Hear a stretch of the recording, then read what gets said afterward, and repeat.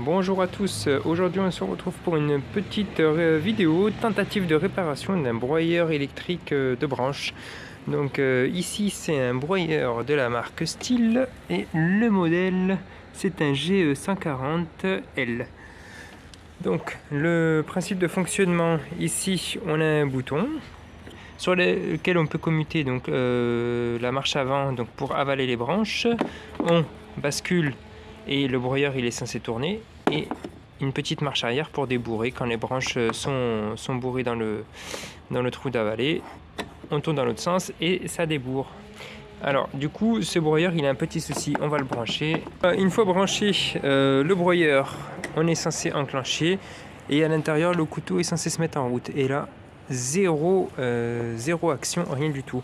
Pareil pour la marche arrière, rien du tout. Première chose à vérifier sur ce genre de broyeur, c'est dans un premier temps à l'arrière on a une sécurité. Donc ça c'est pour déverrouiller le tiroir. Lorsqu'on verrouille le tiroir, hop, ici on a une connexion qui est censée se faire à l'intérieur pour la sécurité, pour pouvoir permettre au broyeur de se mettre en route. Toujours vérifier ici que la sécurité est bien branchée. Là, bon, c'est le cas, j'ai vérifié en amont, et du coup, toujours rien. Donc, on va démonter. Voilà, une fois démonté le capot, ce que l'on peut déjà commencer à voir. Donc ici, on a le commutateur de marche avant, marche arrière, sur lequel était posé le bouton noir. Donc, en blanc, ici, ça va être notre alimentation 230 volts alternative. Ici, nous avons une marche avant, enfin le neutre, une marche avant et la marche retour qui sera en jaune. Et de ce côté ici les deux fils noirs, donc si on les suit, donc les deux fils noirs arrivent ici, sont branchés derrière, et ensuite ils vont aller directement dans ce boîtier là qui est le boîtier pour la sécurité qu'on retrouve à l'arrière. Donc ici, on a nos deux fils qui vont aller à la sécurité, c'est juste un interrupteur on-off. Donc, première chose à vérifier, ici, c'est ce qu'on va faire, c'est on va mettre le testeur sur ce côté de ce fil, et on va aller chercher le testeur aussi sur l'autre côté de ce fil marron qui doit être quelque part. Mettre en route la sécurité, voir si ça sonne. Si ça sonne, ça veut dire que le contact passe et que la sécurité fonctionne. Si ça ne sonne pas, ça veut dire qu'on a un souci au niveau de la sécurité. Donc on viendra court-circuiter manuellement ces deux fils et voir si le moteur démarre après cela. Une fois après avoir bien repéré donc le fil marron où est-ce qu'il allait, donc en partant du boîtier, donc du contacteur de sécurité, on le retrouve donc sur la petite platine électronique sur laquelle on se met avec un testeur, on se met en mode sonnerie. On met un fil sur le marron, un fil sur le bleu. Bien sûr, tout cela, la fiche débranchée. Il ne faut pas qu'elle joue, sinon vous faites tout sauter. Et là, on va activer la sécurité. Donc, en activant la sécurité, ça devrait faire contact et le testeur devrait biper si la sécurité fonctionne. Voilà. Le testeur bip, donc la sécurité fonctionne. La sécurité qu'on a ici. Donc, ce qui veut dire qu'ici notre sécurité fonctionne parfaitement. Le problème devrait venir d'un petit peu plus loin. Prochaine étape que je vais tester, ça va être si le bobinage du moteur est bon, s'il n'a pas cramé. De chaque côté, il a 4 fils. Donc là, on a le jaune, le rouge et le marron. On va de l'autre côté. De l'autre côté, on se retrouve aussi avec 3 fils de couleurs différentes, dont un blanc, un noir et un vert. Donc en fait ce moteur là il va fonctionner avec 3 bobinages. Si vous voulez tester les bobinages, s'ils fonctionnent, s'ils ne sont pas cramés. Donc en fait c'est simple, je vous montrerai ça. Si le bobinage n'a pas cramé, donc je vous ai repéré les fils qu'il y a branchés sur le moteur, donc que l'on va retrouver ici sur le côté. Donc là on a 3 broches, une en haut, une centrale et une en bas, qui correspondent à ces fils rouges, le marron qui est ici et le jaune qui est là. Donc tout ça a été branché de ce côté.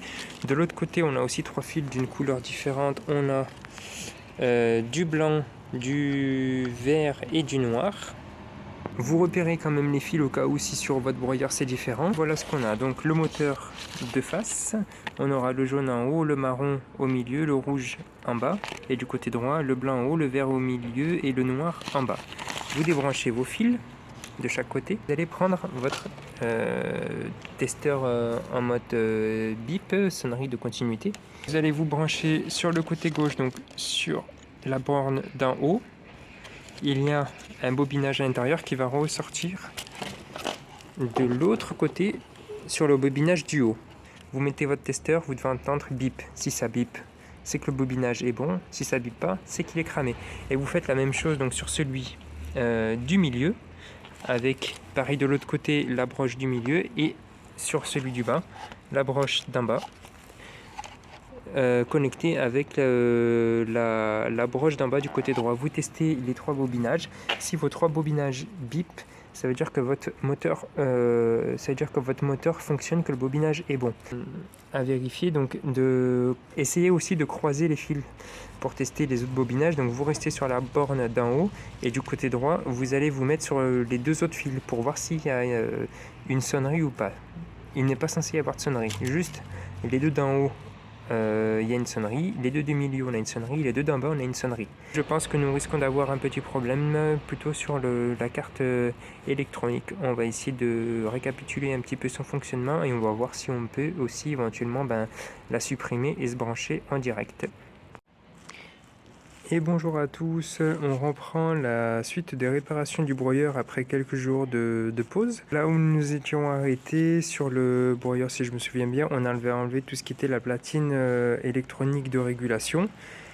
Et on avait testé le bobinage du broyeur. Donc pour vous montrer que le bobinage du moteur était bon, donc je l'ai branché en direct. Ici, pour faire le test, on a tiré le 220 du secteur, avec un bouton ici pour le marche-arrêt et pour le bobinage. Ici, on appuie sur le bouton démarrer pour lancer le broyeur et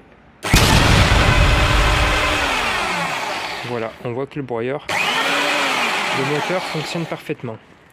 Pour vous montrer ici au niveau de l'hélice qui avale les branches,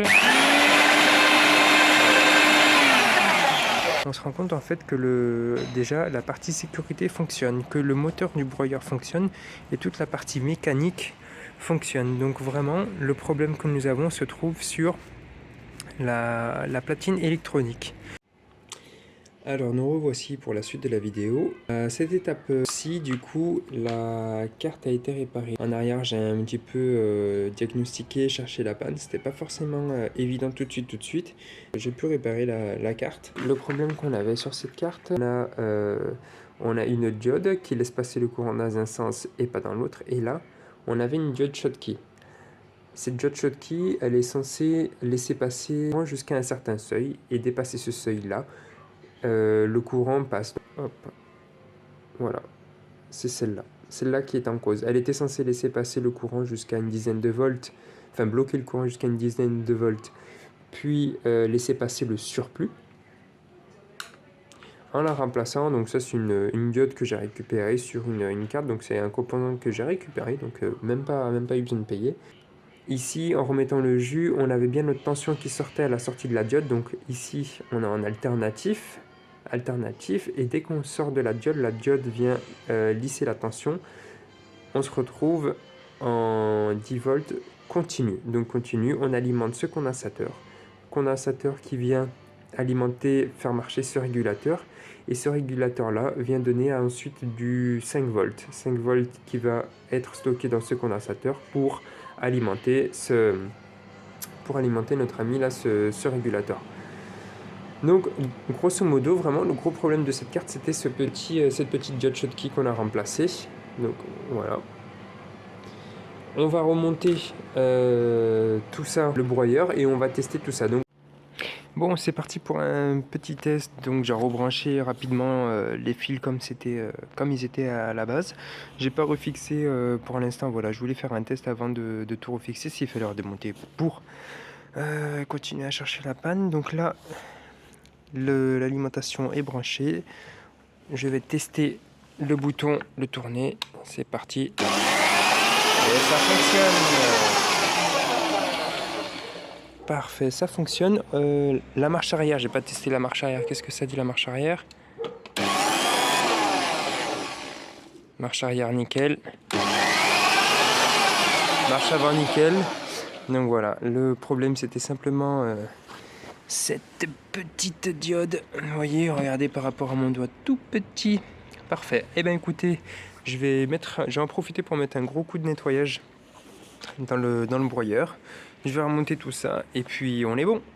Je l'ai soufflé un petit coup ce matin avec un petit compresseur que j'ai récupéré donc d'un frigo. Voilà, avec un peu de puissance. Et c'est parti pour le remontage.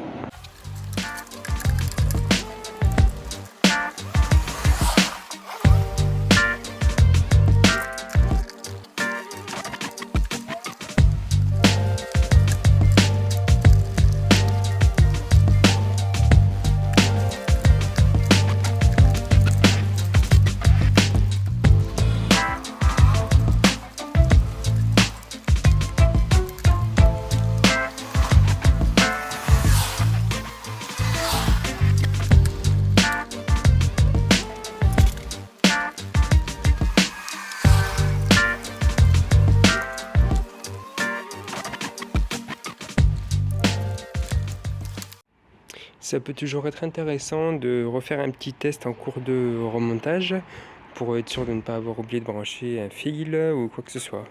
Donc on refait un petit test. On branche la prise et on y va. Parfait.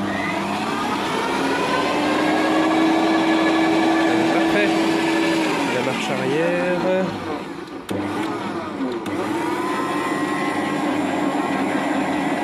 Allez, et ben c'est super. On continue.